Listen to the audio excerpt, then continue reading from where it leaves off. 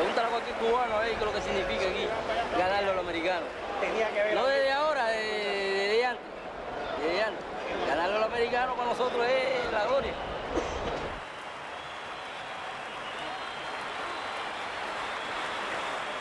Unos meses después del triunfo de la revolución, los líderes del nuevo gobierno se visten de peloteros y forman un equipo, los Barbudos, para celebrar un partido simbólico con el objetivo de anunciar al pueblo la ley de reforma agraria.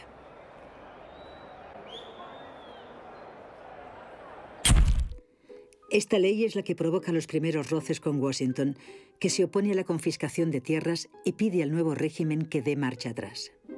El gobierno cubano se niega y Estados Unidos comienza a presionar económicamente a la isla.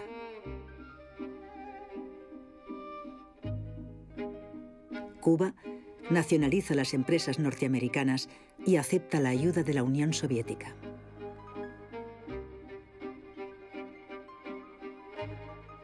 El 8 de julio la tensión llega al béisbol. Los Estados Unidos se niegan a que un equipo cubano, los Cuban Sugar Kings, sigan jugando en un campeonato norteamericano. Cuba se queda sin su equipo tan solo un año después de haber ganado el campeonato. La Liga Profesional Cubana se celebra ese año en medio de la crisis. Será la última.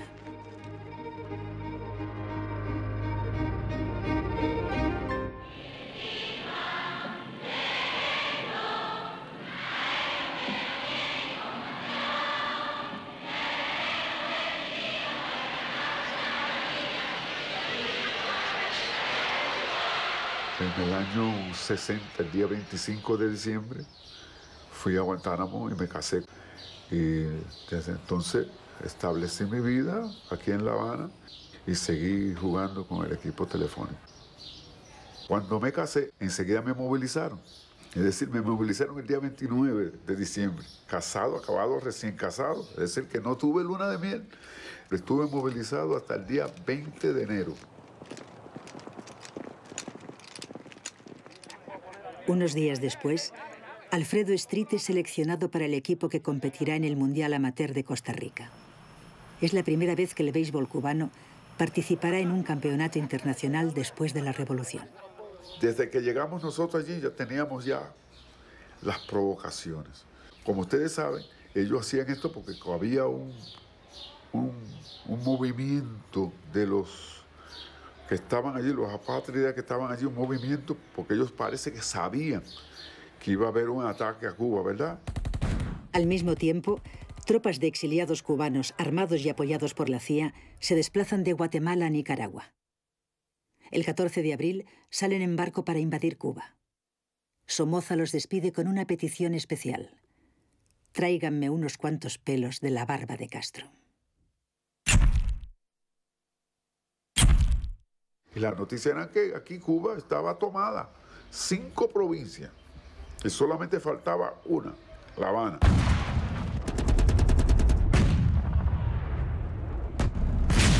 Y todo el mundo pensando en la familia. Tú lo primero que haces es pensar más que en la patria, en la familia, que son los tuyos. Y después piensa en la patria, pero uno piensa primero en lo suyo, en tu gente, en tu familia.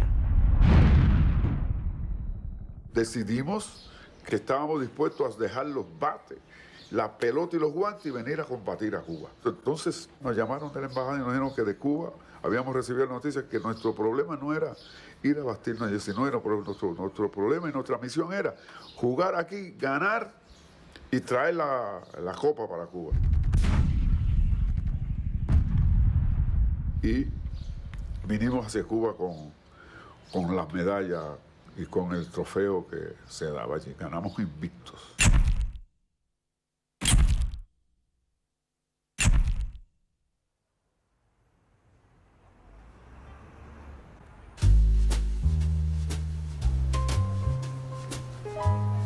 La noche del 6 de febrero de 1962, después de pedirle a su ayudante personal que le comprara cerca de 1000 puros cubanos, el presidente Kennedy firma la ley de embargo contra Cuba.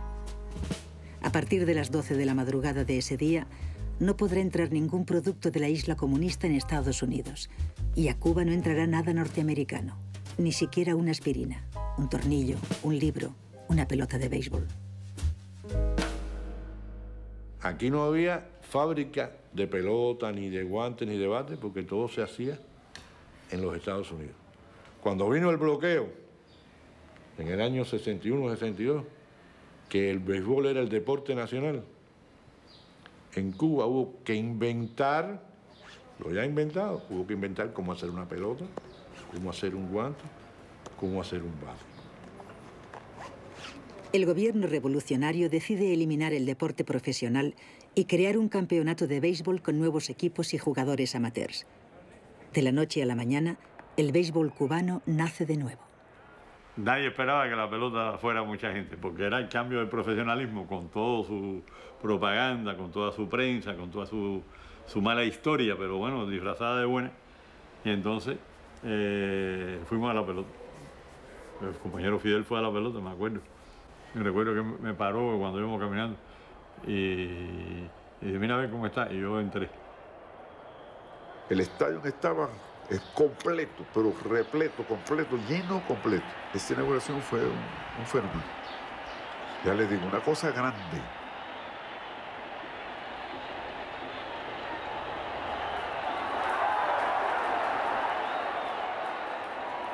Entonces, yo piché y Fidel me batió la primera bola.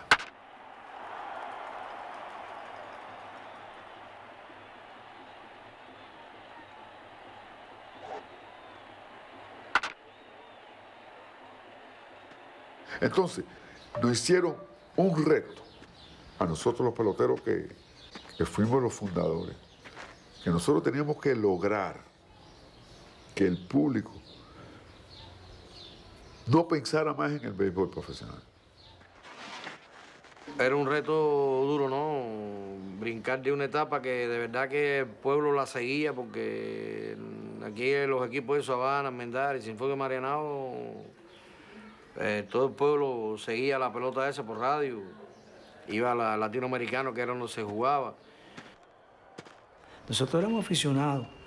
Yo salía del campo deportivo que yo trabajaba para el estadio a jugar. Y a las 5 corriendo para Latino, llegaba vestido. Allá teníamos el uniforme para el terreno a jugar. Por eso era tan bonito esas cosas. A los primeros años te jugaba y no te pagaban. Y con todo eso uno lo daba todo en el terreno y no se preocupaba por eso. Porque uno lo que sentía es béisbol, lo llevaba en la sangre. Nosotros dormíamos en los estadios. Las camas eran de colchoneta, los mosquitos te comían. Alguna vez había que dormir en la grada, porque había un poco más de aire. Los viajes eran en guaguas de palo, esas que cuando uno llegaba, vaya, había veces que los managers, cuando uno llegaba a una provincia esa, llegaba tan estropeado que lo que hacían era entrenar para ver si el estropeo se te quitaba. Pero así nosotros lo dábamos todo en el terreno, porque nos gustaba respetar y que nos respetaran. Y para eso había que darlo todo en un estadio de béisbol. Los estadios se llenaban y no solamente era la cantidad, sino el disfrute del aficionado, el disfrute de que iba a haber un juego de pelota. Tú disfrutabas mucho, ese partido se disfrutaba por los que estaban jugándolo y por los que lo estaban viendo. No vamos a decir que somos responsables, sino hacíamos lo que teníamos que hacer dentro del terreno. Y creo que cuando nosotros jugábamos con mucho amor a la pelota.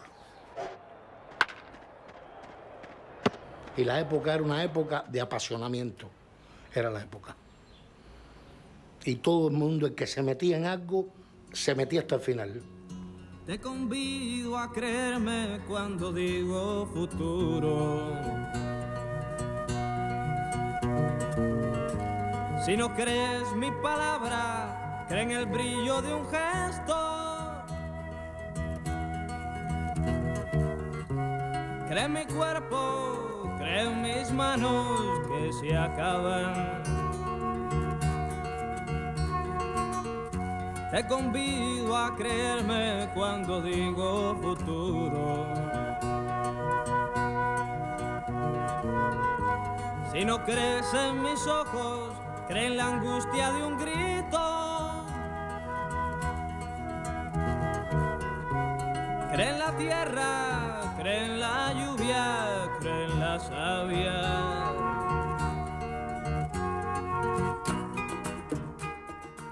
que no era que la pelota fuera diferente, no era que Cuba fuera diferente, es que el mundo era diferente. Hay 20.000 buenas semillas en el valle desde ayer. Hay restos de desesperados, hay el hombre y su mujer. Los hierros se fundieron ya. Hay la paciencia y queda más. Yo te convido a creerme cuando digo futuro.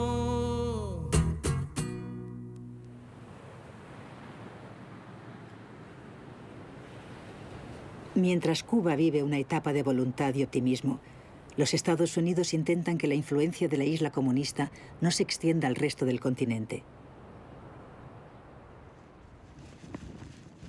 En 1966, el gobierno norteamericano intenta impedir que Cuba participe en los Juegos Centroamericanos de San Juan, Puerto Rico. Negaron las visas. Ya a última hora negaron las visas, entonces, bueno, pues nosotros vamos de todas maneras. Y entonces salimos en avión. Nos montaron en el avión, y cuando montamos en el avión, dijeron por el altoparlante: Cubana de Aviación anuncia su vuelo con destino a San Juan, Puerto Rico. El vuelo número tal, no recuerdo exactamente el número, con destino a San Juan, Puerto Rico. Y entonces están haciendo su maniobra, están preocupados por dónde va a entrar el avión para prohibirle la entrada al avión. Y entonces ya teníamos que regresar para Cuba. El avión, en lugar de volar a Puerto Rico, voló a Camagüey. Y entonces ya yo estaba con guaguas y eso, preparado en Camagüey esperando la delegación. Y de Camagüey en guagua hasta Santiago de Cuba que salimos en el barco, pero nadie sabía nada. Hasta que no llegamos al puerto de Santiago de Cuba, nadie sabía nada. De la bahía de Santiago de Cuba parte un buque mercante llamado Cerro Pelado. En el interior de sus bodegas viajan más de 100 atletas cubanos con una única misión: participar en los Juegos, cueste lo que cueste.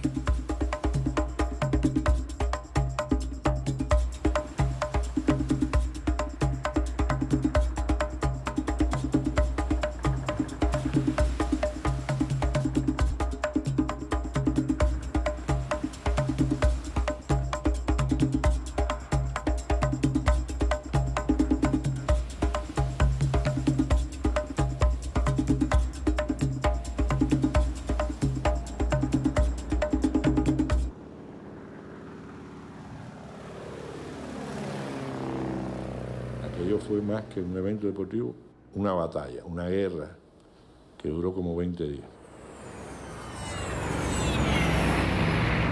La travesía fue con mucha tensión porque nos estaban constantemente cruzando los aviones por arriba que nos iban a bombardear amenazándonos para que no llegáramos a San Juan, a Puerto Rico. Y llegando a Puerto Rico no nos dejaron entrar. También está cerca del barco otra lancha, pero del servicio de guardacosta, y que tiene órdenes de no permitir la entrada del barco. Según se informó a Iran Daily News, el barco se vio por primera vez a las 8:55 de esta mañana, e inmediatamente el servicio de guardacosta citó una conferencia de prensa para informar que no se le permitiría la entrada al barco a la bahía de San Juan. Estas órdenes fueron dadas al servicio de guardacostas por el Departamento de Estado de Estados Unidos. Ante la negativa norteamericana a dejar entrar el barco, los atletas hacen una declaración en la que anuncian que entrarán en Puerto Rico aunque tengan que hacerlo nadando. En ese momento estábamos dispuestos a tirarnos. A nada. Un suicidio masivo iba a ser. Pero a ver si llegamos uno, que sea. La consigna era a ver si llegamos uno. Seguro que iba a ser de los primeros lanzarme. Yo iba a ser uno de los primeros en esos tiempos. Y me iba a tirar. Sin pensarlo mucho, vaya, te lo digo ahora. Finalmente, los organizadores llegan a un acuerdo. El barco no entrará en San Juan, pero los cubanos podrán participar en los Juegos.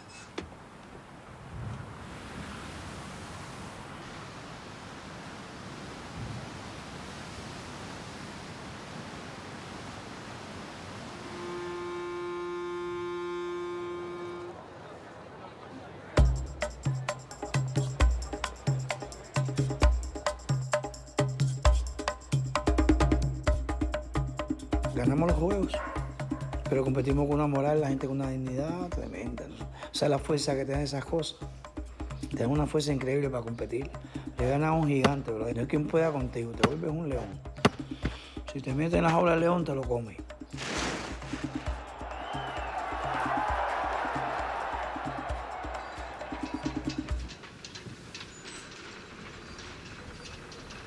Cuando regresamos al barco, ese día nos pusieron una comida criolla. Vaya, algo como para recordar, como lo estoy recordando yo ahora.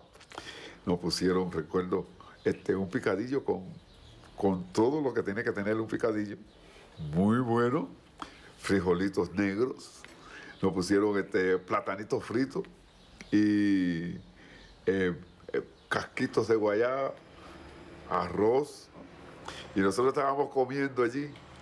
Estábamos comiendo y parecía que hay un combate porque la gente estaba comiendo con un gusto. Entonces yo me paré en el medio del comedor y dije, caballero, eso está querido, frijolitos negros. Y todo el mundo empezó a gritar, frijolitos negros.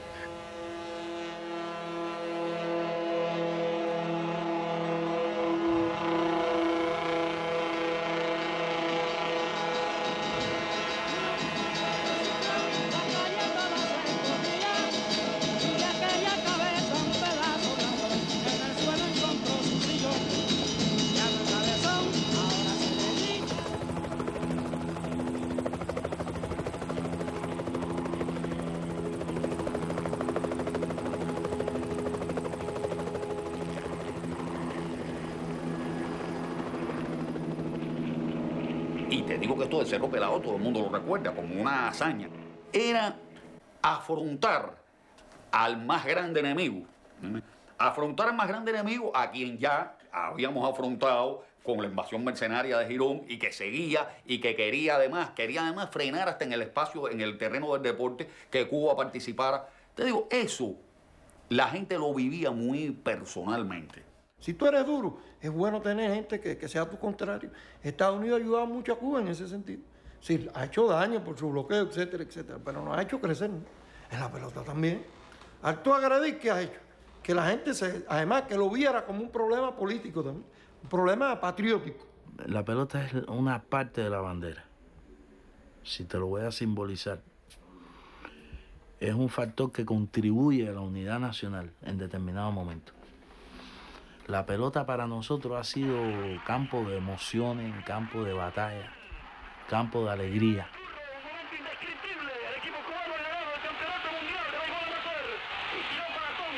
Se convirtió en un problema revolucionario ganarle a Estados Unidos en la pelota, ¿verdad? Pero es que esa gente nos fastidia tanto que por lo menos tenemos que humillarlo en eso. Es decir, aunque nos bloquean, aunque nos denigran, aunque nos atacan, le caemos a palo a sus peloteros. En el deporte que ustedes inventaron.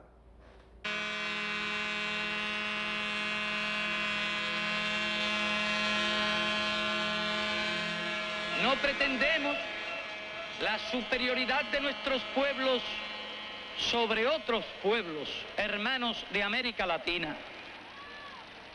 Incluso siempre preferimos los triunfos y los éxitos que logramos frente a los norteamericanos, porque aparte de otras muchas cosas y otros muchos vicios tienen la corrupción del profesionalismo. Porque nosotros habíamos hecho lo que queríamos hacer desde el punto de vista deportivo en béisbol, que era hacer una revolución en el béisbol.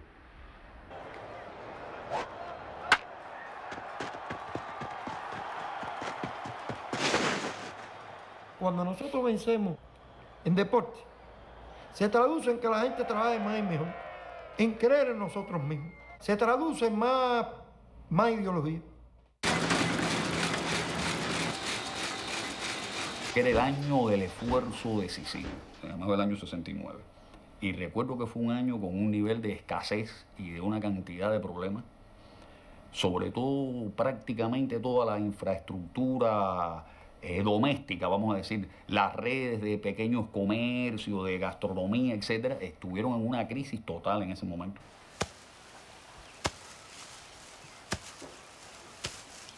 Ante la crítica situación económica, El gobierno opta por una solución desesperada. Intentar hacer una zafra de 10 millones de toneladas de azúcar. Una cifra jamás alcanzada en la historia del país, por lo que el reto es casi imposible. Pero son tiempos de euforia ideológica. Yo en ese momento ya yo estaba trabajando en el cine. Yo era el asistente de dirección de una película cubana que se llamaba Los Días del Agua. Y no se me olvida que iba por la carretera en un carro de regreso, iban 2 actores, y por la radio del carro fue el momento en el discurso de Fidel donde dijo: no se van a hacer los 10 millones. Si ustedes quieren que le diga con toda claridad la situación, es sencillamente que no haremos los 10 millones. Y recuerdo que hasta paró el carro. Digo, pero ¿cómo no se van a hacer? Recuerdo que el actor le iba a decir, pero bueno, no se puede, aunque sea como sea, que la zafra dure hasta julio, hasta agosto. Digo, es que ya no hay caña, ya no hay forma, la caña ya no rinde, no puede ser. Creo que para mí, igual que para cualquier otro cubano y un grado muy alto, significa realmente algo muy duro. Significa algo muy duro, tal vez más duro que ninguna otra experiencia en la lucha revolucionaria. Era como una sensación de desconcierto, de que de alguna manera, yo te diría, por primera vez una gran batalla no se había ganado. Digamos, con más fuerza que nunca, en este minuto, feliz por un lado y triste por otro, en este minuto de victoria y de revés, digamos, adelante pueblo revolucionario, adelante con más coraje y con más valor que nunca, y digamos con más profundidad, digamos más alto que nunca: ¡patria o muerte! ¡Venceremos! El fracaso económico de Cuba en la zafra de los 10 millones en el año 70, el fracaso de la revolución latinoamericana, que fue el último, ya con la muerte de Ernesto Che Guevara, que fue la última esperanza que tenía el gobierno cubano para romper el bloqueo con los países de América Latina, eso lo lleva a hacer un pacto, un acercamiento definitivo con la Unión Soviética. Siempre mucha gente piensa de que el compromiso de Cuba con la Unión Soviética es desde el principio de los primeros años 60, y no fue así. En realidad, el compromiso, el acercamiento más estrecho se da en el año 71, cuando Cuba ingresa oficialmente en el CAMI.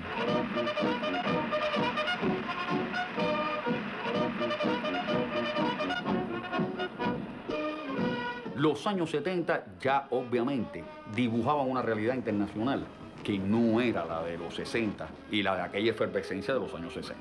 Yo pienso que comenzó un proceso de institucionalización, de crear estructuras formales, más coherentes, o tratar de que fueran más coherentes.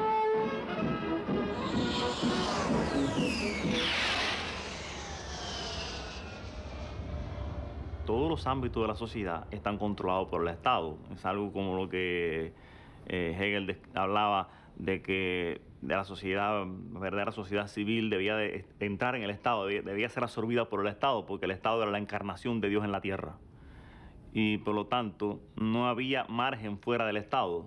Porque recuerda que el dueño de los periódicos no era solamente el dueño de los periódicos y de las estaciones de radio, sino también el dueño de todos los centros de trabajo, el dueño de todas las escuelas, el dueño de todos los centros laborales del país. Por lo tanto, estar a mal con ese único patrón era perderlo todo. Mientras tanto, los peloteros, inmersos en una epopeya deportiva que los mantiene al margen de la realidad, se transforman en héroes revolucionarios, en una imagen oficial del Estado socialista.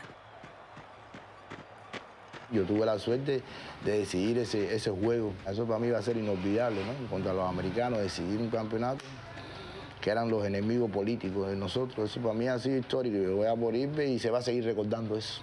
Lo más grande que he hecho en mi vida para mí ha sido eso. Y Fidel me pregunta, ¿tú sabes qué día es hoy? Y yo le digo, sí, 2 de diciembre, desembarco del Granma. Entonces yo, en cosas revolucionarias que nacen a uno, que ni lo pensé, yo le digo, comandante, este honrón no lo di yo, lo dio la revolución. Los héroes míos siempre fueron los peloteros cubanos, es decir, los peloteros que hacían el equipo Cuba.